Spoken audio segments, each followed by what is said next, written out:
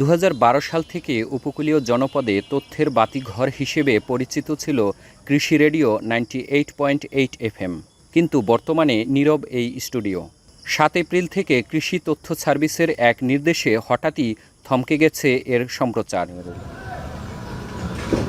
রেডিওটি বন্ধ হওয়ায় সবচেয়ে বেশি সংকটে পড়েন প্রান্তিক কৃষক ও জেলেরা। বিশেষ করে কালবৈশাখীর মৌসুমে সঠিক সময়ে আবহাওয়ার পূর্বাভাস না পাওয়ায় জানমালের ঝুঁকি বাড়ছে কয়েক গুণ। তাই দ্রুত এটি চালুর দাবি স্থানীয়দের। যদি কোনো দুর্যোগ হইতো, বন্যা হইতো বা বাতাস হইতো, এটা আমরা খবর পাইতাম, দিন খবর পাইতাম, পাইলে আমাকে খুব উপকার হইতো। কিন্তু এখন এই কিছুদিন ধরে তো এটা বন্ধ, এটা তো মনে করেন চলে না, আর আমরা তো বুঝতে পারি না। আমরা চাইতেছি যে সেন্টারটা আবার চালু হোক, চালু হইলে আমাকে ভালো হইবে। আধুনিক দ্বিতল ভবন নির্মাণ শেষ হলেও রহস্যজনক কারণে চলতি বছরের শুরু থেকেই সম্প্রচার কাজে ধীরগতি দেখা দেয়। আর এখন যান্ত্রিক ত্রুটি ও বৈশ্বিক পরিস্থিতির অজুহাতে পুরোপুরি বন্ধ এর কার্যক্রম।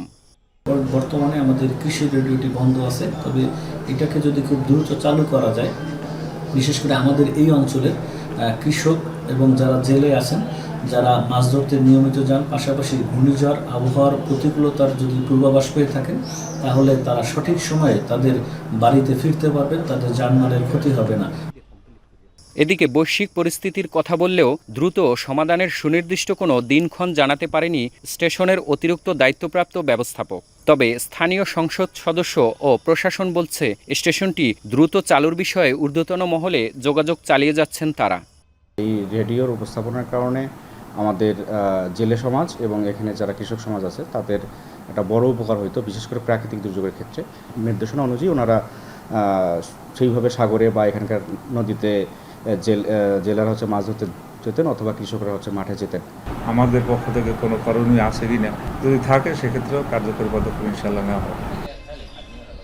কৃষি তথ্য সার্ভিস কর্তৃপক্ষ দ্রুত চালুর আশ্বাস দিলেও আদতে কবে নাগাদ 5 লাখ মানুষের এই ভরসার কেন্দ্রটি সচল হবে সেই অনিশ্চয়তা কাটেনি এখনও।